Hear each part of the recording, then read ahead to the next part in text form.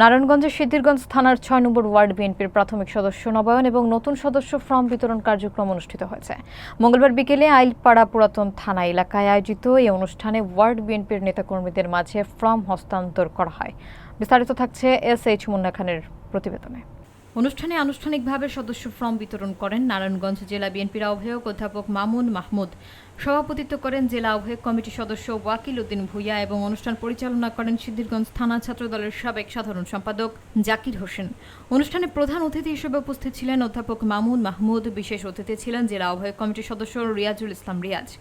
স্বাগত বক্তব্য রাখেন ৬ নম্বর ওয়ার্ড বিএনপির সাধারণ সম্পাদক মনির হোসেন। এছাড়া উপস্থিত ছিলেন মহানগর যুবদলের যুগ্ম আহ্বায়ক আক্তারুজ্জামান মৃধা, থানা ছাত্রদলের সাবেক সাধারণ সম্পাদক খন্দকার আল মামুন সহ জেলা ও থানা বিএনপির নেতৃবৃন্দ। বক্তারা তৃণমূল পর্যায়ে দলকে সংগঠিত করতে এ ধরনের কার্যক্রমের গুরুত্ব তুলে ধরেন। কতজন লোক আমরা এই স্বাধীনতা পরবর্তী সময় আপনারা দেখেছেন এই দেশকে ঐক্যবদ্ধ করার একটা সুযোগ ছিল।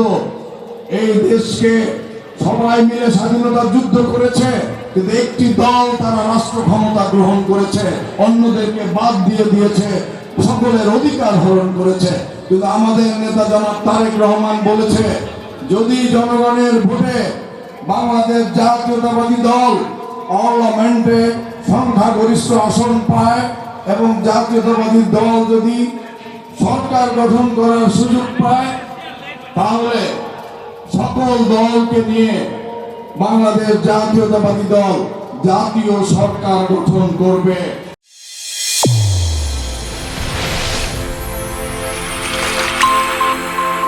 চ্যানেল A1 হৃদয়ের স্পন্দন।